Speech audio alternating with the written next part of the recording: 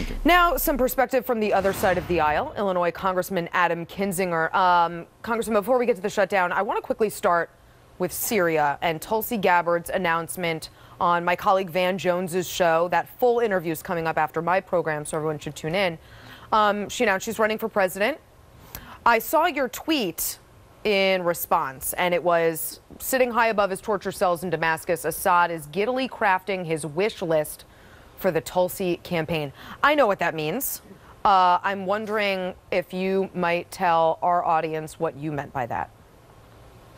Well, you know, look, I respect that she's taking the leap to do it. It's courageous to run for president, but you know, now you're in the arena, and your past actions mean something. And, you know, Tulsi Gabbard went and visited with Bashar al-Assad, the guy that killed 500,000 people and suppresses his own people. You can agree that maybe we shouldn't intervene in Syria. You can agree that maybe Assad's the best of bad alternatives. I don't agree with any of that. But to go and meet with the guy is a pretty big deal. And so, you know, I think, look, once you step in the arena, it's fair game. And I think it's important for people to understand as she announces what her foreign policy is, and that includes sitting down with a guy like Assad. And some Democrats have already pointed that out. Claire McCaskill on Twitter pointing that out. I actually asked someone at the Syrian American Council yesterday for a response, and that body's board member, Bassam Rifai, said Ms. Gabbard is a vital puppet for the Assad regime, and we shouldn't be fooled. I think we'll probably hear a lot more of that in coming days and weeks. Okay, I want to turn back to the shutdown. Would you support declaring a national emergency using taxpayer dollars and potentially even the military to get Trump's wall funded and up and running?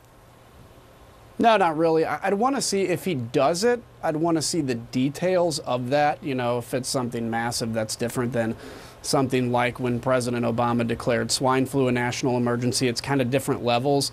I do want to get this wall built. Where I'm disgusted, Essie, is that we're at a shutdown right now as the only way to try to negotiate. We have quit acting like adults. And by the way, there's pox on both the Republicans and Democratic houses. We spend a lot of time saying who's more to blame, who's the, you know, and if you're on one side, it's always the other side. And we're in this battle. Everybody hates both of us, but we want them to hate the other side a little bit more. This shutdown insanity has got to stop. For the Democrats, you've got to come to the table and talk about wall. I'm sorry about it. You may not like it, but that's how divided government works. For my side, we've got to be willing to come to the table and talk about things in addition to the wall, like DACA, like the Dreamer population.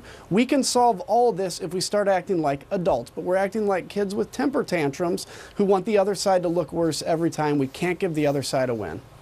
Well, and just what about the criticism of Congress, in addition to what you've said, but that for the last 2 years, Republicans controlled both chambers and maybe should have gotten border wall funding passed then? What responsibility did Republicans in Congress 2 years ago, what responsibility do they bear for where we are right now? Well, a couple points. Certainly we wanted to do that, but there's the whole 60-vote rule in the Senate. That's just, that's the fact now. That was the fact then. We also had an opportunity this last summer. We had 2 bills that fully funded the wall and actually very positively fixed our immigration system. And my friends over in the Freedom Club on our side backed away even after the president supported one of those. And so we weren't able to get it out. The Democrats, none of them joined us in that. So everybody's to blame here. And I look at this whole thing and, you know, my issue isn't so much this fight on the wall. In 20 years, we're all going to forget about this fight, and history books will never even write about it. What it's doing to the democracy, though, this new thing of we're 1 week into a new term, and we're already talking about the next election. We're already trying to make the other side lose more. And this cycle has got to end, and all of us bear responsibility, politicians and people who vote. Congressman Kinzinger, as always, I appreciate you coming on, talking some sense to me. You bet.